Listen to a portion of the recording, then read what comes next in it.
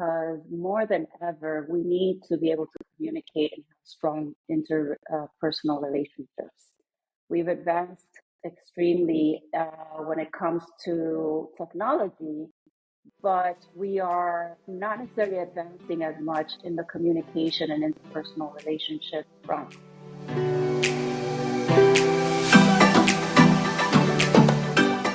Welcome to the Workforce Link podcast, where we're offering forward-thinking conversations for the workforce, linking employers and job seekers to a brighter tomorrow. I'm your host, Sundie Joe, with the Central Workforce Development Region, and I am glad to be back with you for another episode today. Have you ever stopped and wondered how to truly connect with people from different backgrounds? What if the key to unlocking greater self-awareness and creating better relationships lies in understanding the cultures that shape us? Well, if you are as intrigued as I am by that question, we're going to explore the concepts of cultural intelligence with author Loren Rosario-Maldonado. Loren's journey has been far from ordinary. She's traveled the world for 25 years as a people strategist. First of all, I love that title, people strategist, honing her human resources, leadership coaching, and change management expertise. At every turn, she's gained a deep understanding of how to build, how to grow, and scale high-performing teams. As a respected thought leader, she has dedicated her life to combining insightful perspectives with a passion for creating human-centered experiences, both in and out of the workplace. Loren is committed to cultivating leadership in people at all levels. Her guidance has transformed organizations and set the standard for excellence across various industries. But something was missing from her journey. Loren realized that her connections were superficial until she discovered the power of cultural intelligence. I just love those words. So in her latest book, Becoming the Change, The Power of Cultural Intelligence, Loren explores how embracing cultural intelligence can lead to self-discovery. Drawing from her multicultural experiences and extensive research, she offers a unique and insightful perspective on how cultural intelligence can unlock personal growth and a deeper understanding of oneself and the world. I'm excited to sit down with Loren and talk about cultural intelligence and just talk about the word people strategist. That sounds fun in itself. So without further ado, let's do it. Here is our interview with Loren. All right, Loren, thanks so much for being here with us today. Really appreciate it. Thank you so much for having me, Sundie. All right. Well, you've got a book that I'm kind of excited to talk about. Anything that talks about change or working towards a better version of ourselves always makes me excited. And so you have a book called Becoming the Change, which dives into cultural intelligence. So for those of us who don't understand that, lay it out for us. What is cultural intelligence and why is that important in today's world? Great question. Cultural intelligence, it put simply, is a framework that helps you acquire the skills needed to relate better with others who are different. Why is that important today? Because more than ever, we need to be able to communicate and have strong interpersonal relationships.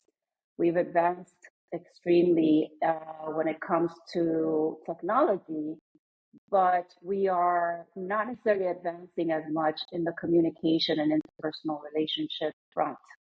And so, I was reading a Bloomberg report earlier this week that communication and interpersonal relationships is the number one skill that employers look for today. Yet it's not so much cultivated, not in the workplace, not in academia. And so it's up to people like yourself and myself who are, pushing this message along and helping educate others in these skills. Yeah, that's so good. You said technology advances quickly, and our interpersonal skills, our communicational skills doesn't. That's so backwards. I mean, it's like I knew it, but when you said it, there's something about it that just made it even more real. Yes, yes. And we don't often think about it because we are so involved in doing, right? Right. So doing, but we don't realize how much this impacts what we do, the way we speak to each other, the way we listen, the way we relate. And what's happening is that the level of differences is increasing, it's expanding. Uh, Yet our ability to navigate those differences and adapt is digressing, is Hmm. slowing down. And so it's creating a perfect storm, right? Because Right. we need to speak. Even if we're chatting, we need to be able to understand and relate to each other. We may not necessarily agree all the time, and we don't have to, but we Hmm. certainly have to respect those differences. Yeah, you're right. We have to be willing to communicate. Absolutely. Well, so you spent 25 years, and I love this title, as a people strategist. So tell us some pivotal moments in your career that inspired you to write the book on cultural intelligence. Fantastic question. I have always been very curious about human behavior. I started my academic career in child psychology, Hmm. primarily to understand my parents. But I've always been fascinated by the way people behave and how those behaviors shift depending on the context. So, sociology, cultural anthropology, and psychology have been my trifecta of choice. And as I advanced in my career, I began working in global environments. And this was when I became even more fascinated because I am Latina, I speak Spanish, yet I was working day in, day out with people across Latin America and Europe. And even though we were speaking the same language, I could hardly understand half the time. And that goes beyond linguistics, right? It goes Hmm. to customs and lived experiences and beliefs and values that all mishmash in this one exchange. Hmm. And so when I was working on my master's, I, I all of a sudden was gaining the language and the understanding to help me internalize what I was experiencing. I knew there were differences, but I never understood what they were and where they came from. And so the pivotal moment came during that time. This was around 2017, when all of a sudden I had words and terms to explain what I was experiencing and how to navigate those differences. So this is around the time when I discovered cultural intelligence and I discovered how these differences were not good or bad. They Hmm. just were. Yet understanding them helped me relate better.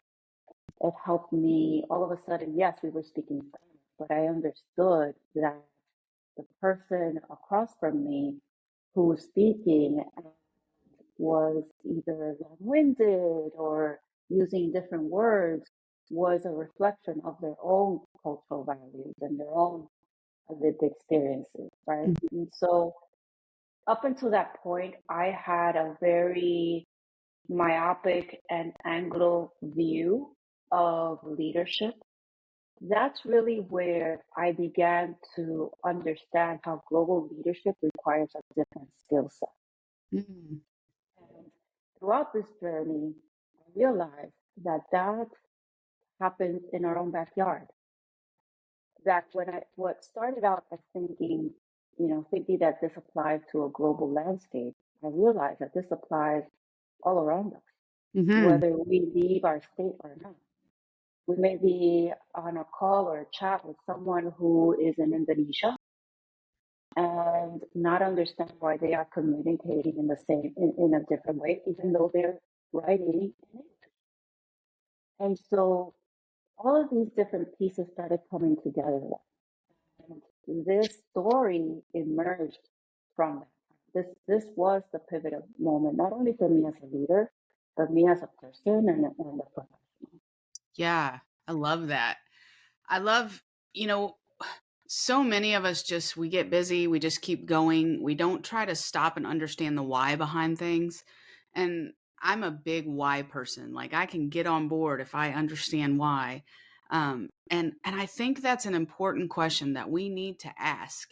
And I think even, we start with kids. We tell kids when they say why, well, because I told you so.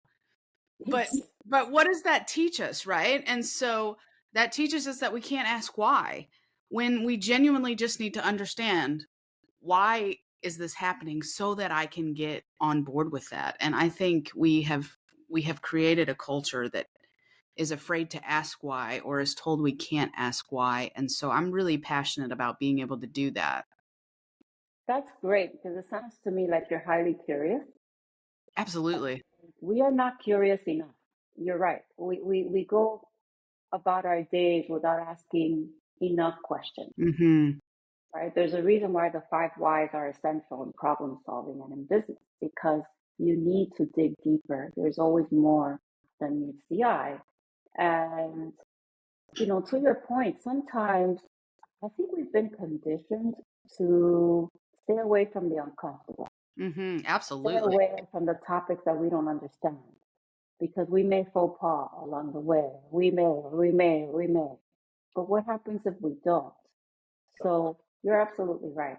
Digging deeper is the essence of all humanity, but more importantly for relationships. Hey, real quick, do you want hands on experience as you decide what career you want to pursue? Through on the job training, work experiences, and apprenticeships, Central Missouri Job Center staff are ready to help set you up for success today. Learn more about our on the job training program, an excellent opportunity to get hands on experience from an employer while earning a paycheck. It's a win win for everyone.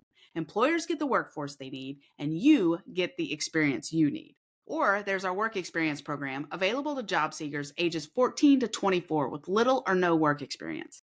This provides the opportunity to meet with prospective employees while also taking advantage of critical workplace training. Gaining work experience gives you the needed work background to secure future jobs. And then there's our registered apprenticeship opportunities, which are an alternative earn while learning combination of training and employment. Apprentice workers gradually earn more as they reach higher levels of productivity and receive a nationally recognized occupational credential. To learn more about our work-based learning programs, visit cwdregion.com/learning, and I will share the link to that in the show notes for you. So there's a lot of books that talk about the business aspects of cultural intelligence when I was kind of going through this and doing some research, but you mention it as a path for self-discovery. So in that, how does it encourage personal growth?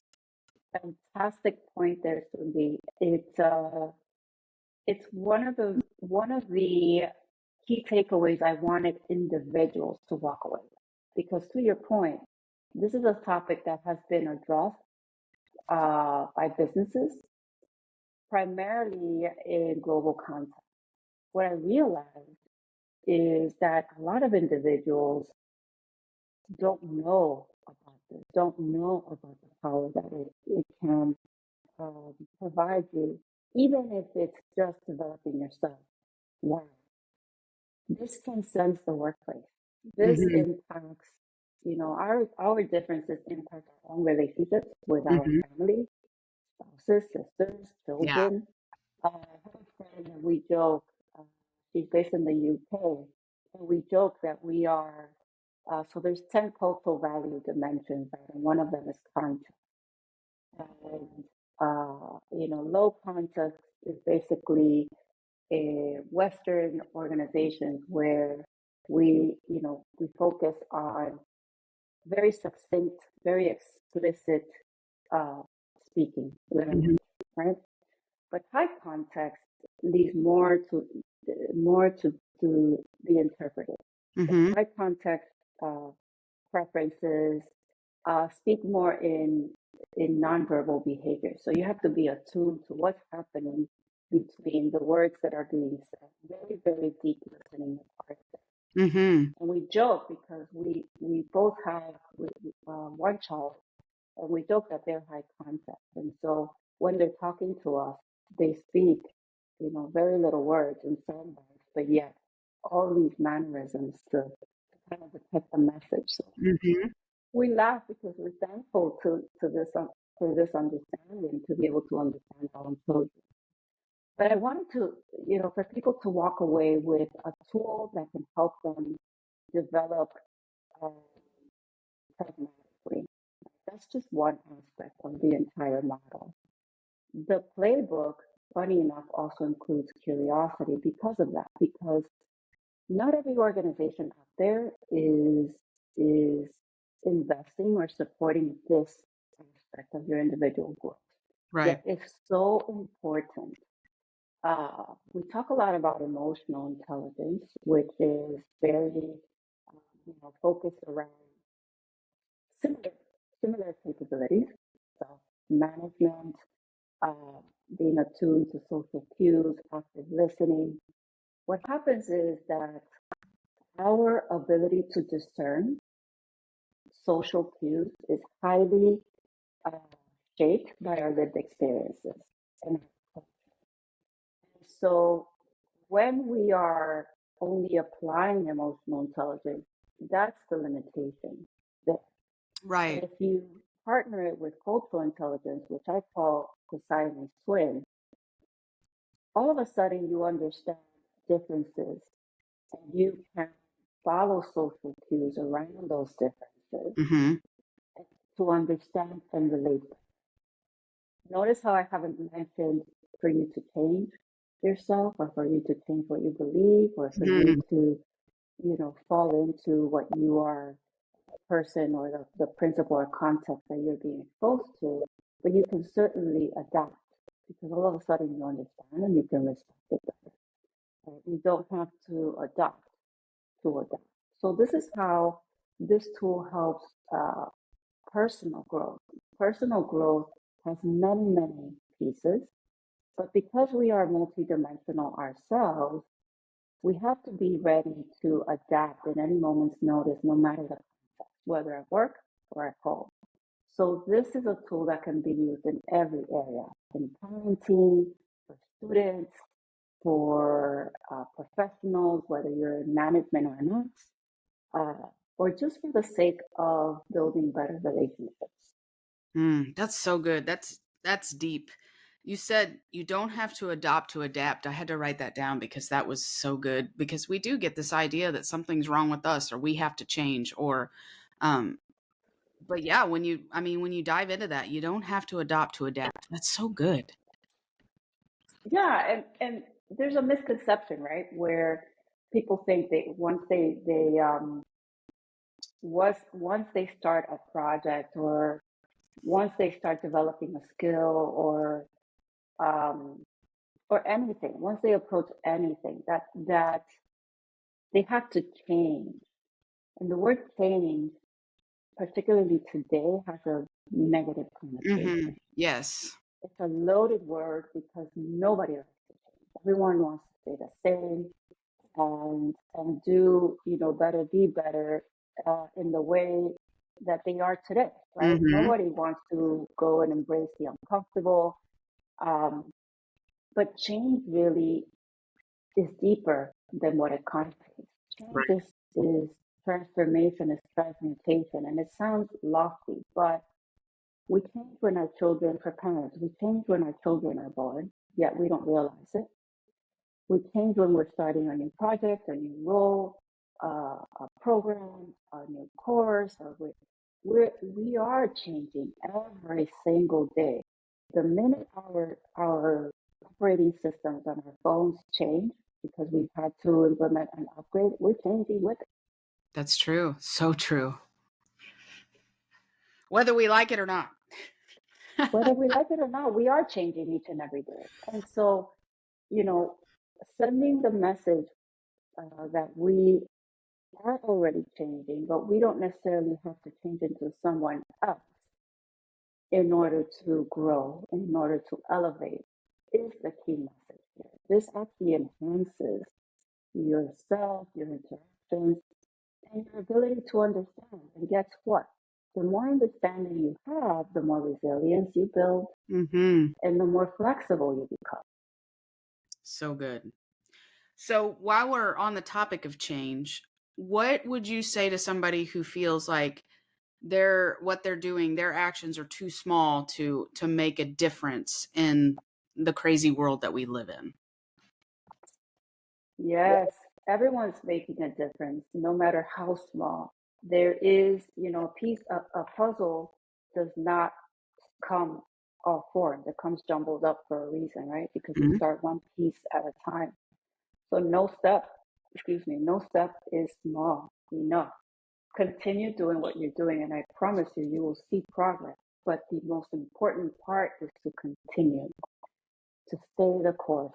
Even if you pivot, put one foot in front of the other, because we often do have to pivot. There are some Right. times that we have to pivot, and sometimes that pivot is imposed on us. But as long as you pivot with purpose and intention and stay the course, taking action one day after the next, believe me, it adds up. Hey, I hope you're enjoying this episode as much as I am. Wanted to interrupt for just a quick second to invite you to check out our Central Missouri Job Centers. We have a variety of locations throughout the Central region, and we have an excited staff waiting to assist you with all of your employment-related needs. Columbia, Rolla, Jefferson City, Lebanon, Lake of the Ozarks, Fulton, and more. Whether you're looking for employment, you want to go back to school and earn an education, or maybe you're an employer trying to find your next great team member, our Job Center staff can help you today. You can find your closest job center at cwdregion.com/job centers, and I will share the link to that in the show notes for you.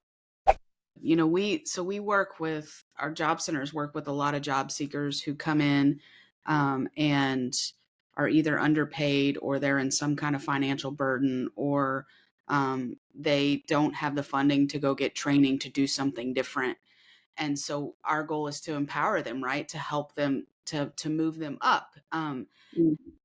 And I think that's such great advice for any of us. But I was just thinking along those lines when you said that everything that they're doing now matters. This small step of walking into a job center and saying, I want to do something different, I want to do something better, right, is going to lead to a bigger step years down the road. Even though we can't see it, even though we can't play that whole movie out in front of us, um, we're making an impact in that very moment, not just on our lives, but the lives of our children and the lives of our grandchildren. And, that keeps going. Yes, absolutely. And I would say stay the course, especially when you're a job seeker. It's such a vulnerable time. Mm-hmm. We are in this weird uh, time right now when there's a lot of ghosting going on. Uh, you're in a vulnerable place. You're having to sell and differentiate yourself every single day. So this means that you yourself have to gain more resilience and gain more courage, because if this is the role, if this is the aspiration that you have, what it's calling for is determination and courage and overall grit. If you stay the course and you follow through on your plan, and you always follow what you aspire to do, believe me, you will get there. I know and I understand from an access perspective, sometimes people don't have the access to resources or information that they need to um, to advance like others. But Mm-hmm. I still continue to say, stay the course, network extensively, even when it may seem irrelevant or unrelated. Stay the course and stay connected. It Yes. will happen. Yes. You mentioned networking. We've done a previous episode on that, on the power of networking. I will share that link in the show notes for those who are listening. So, how can individuals use the principles of cultural intelligence to bridge those divides that are in their communities and their workplaces? Great question. So the cultural intelligence framework is embedded in the choice playbook that I include in the book for that purpose. A, because cultural intelligence is great, but it's not a magic wand, right? We Hmm. also need cultural humility and case management. We need to apply those principles in our own lives so that we can see the progress that we aspire to. And what does that include? You have to start with courage and understand yourself better. What are your strengths? What are those cultural values that are true for you, and how do they show up for you day in, day out? Because they affect not only the way you approach work, but the way you approach relationships, both personal and Yeah. professional. Right? Humility. cultural humility is very, very important because we once we accept that we don't have all the answers and we never will, all of a sudden you come to a place of understanding that helps you move further.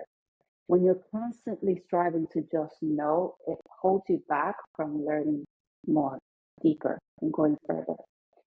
Um, Openness to new experiences, particularly in this space, you're going to experience all kinds of different things. And it's important to stay open and receptive to all these different experiences. It's bringing that um, almost assess to these experiences. You may be collaborating with someone, and it may be a bad experience because all of a sudden you're using Google Meet instead of Zoom. That's a new experience.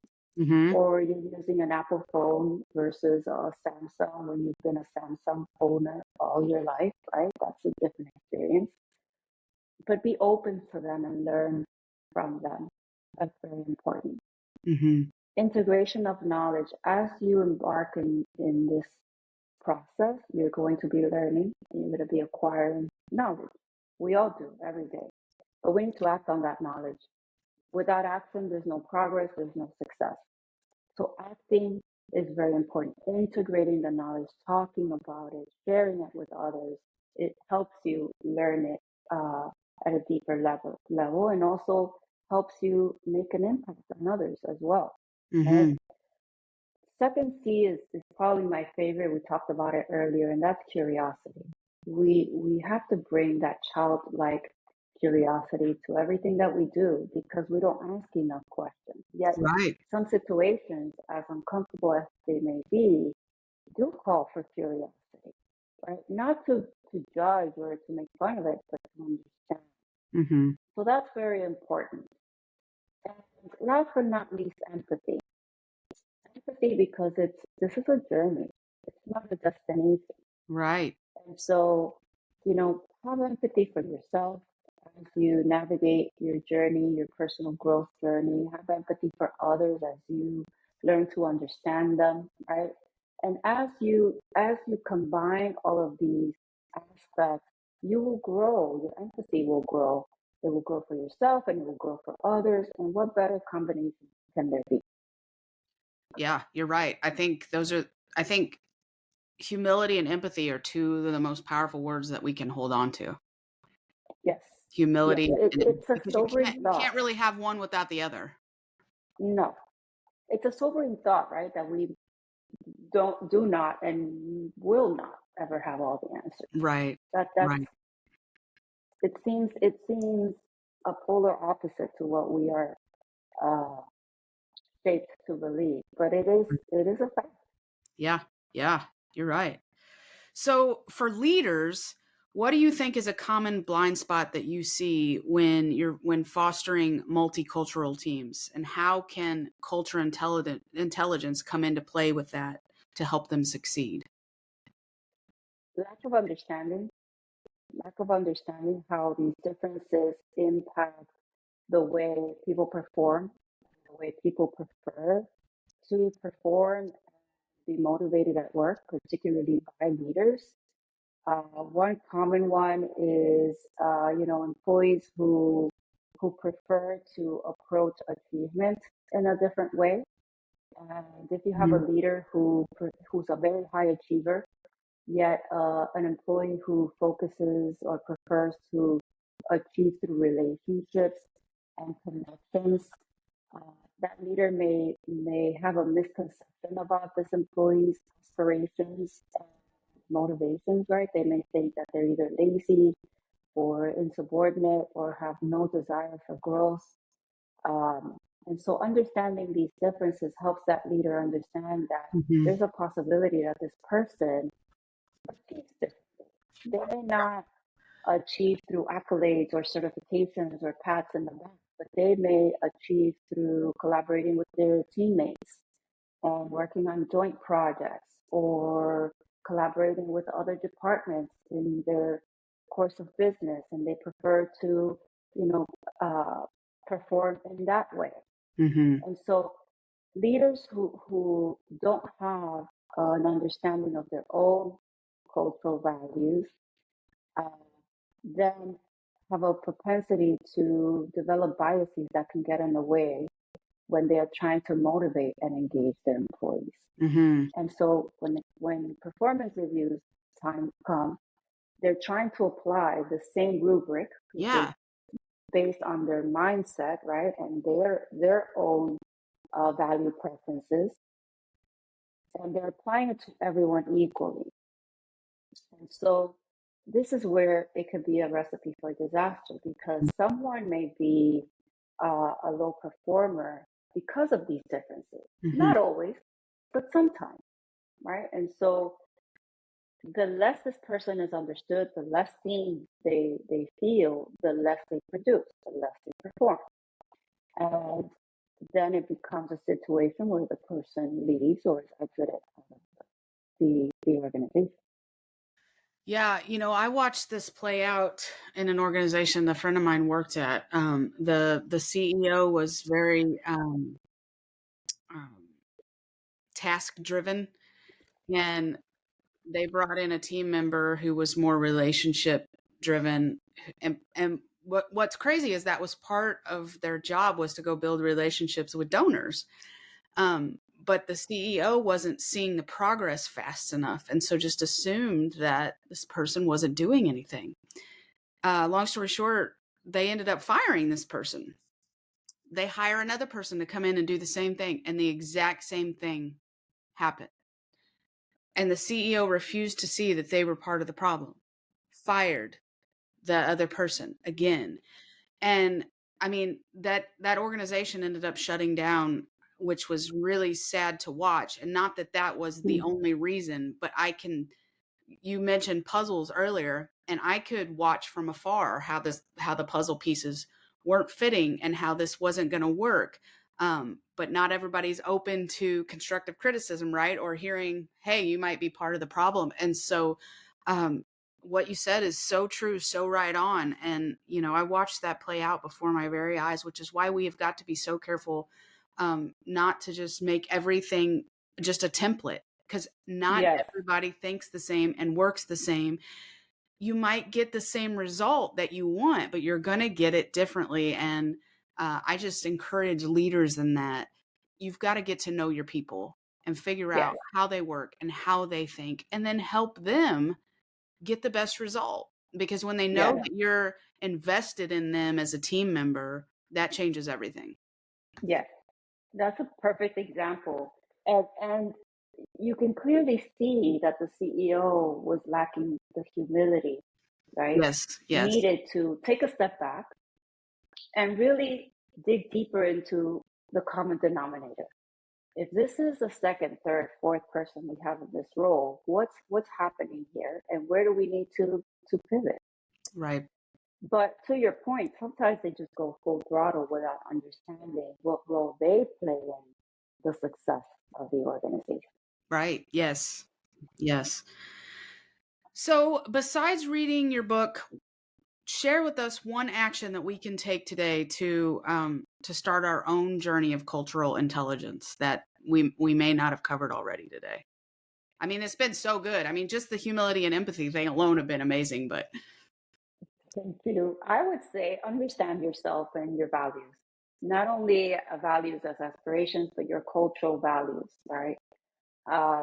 There's this, and I include this resource in the book, but the Cultural Intelligence Center has a great assessment that you could take for a nominal fee that tells you what your cultural value preferences are and understand how those preferences impact the way you prefer to work or prefer to relate with others.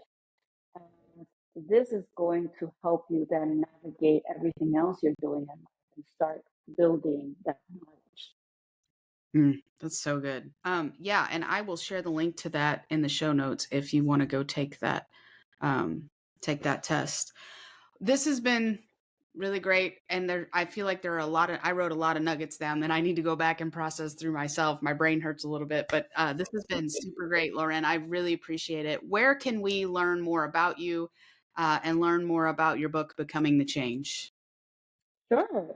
You can go to Loren Loren Rosario, Rosario.com. And you can learn more about me and the book. Reach out to me for any services you may prefer to just uncover new information. Great. And we will share the link to that website in the show notes for our listeners as well. Thank you again, Loren, for being part of this, for spending some time with us today, for challenging me on some things. Really, really appreciate it. Really grateful.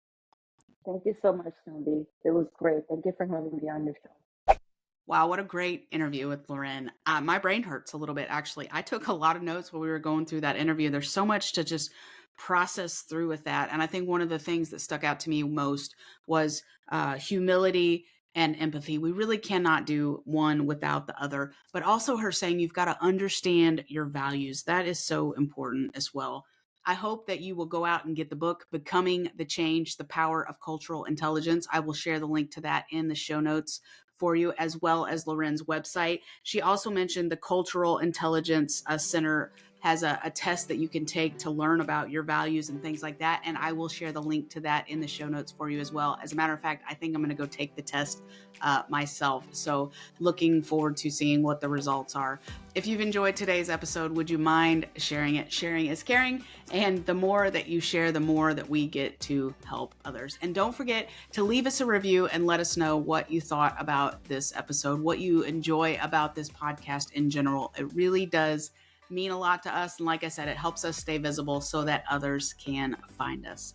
That's it for this week. We will meet again in the next episode. Until then, remember this: there's always a brighter tomorrow if you're willing to find it. The Central Region Workforce Development Board Incorporated and COPIC are equal opportunity employers and programs. Auxiliary aids and services are available upon request to individuals with disabilities. Missouri Relay Services at 711.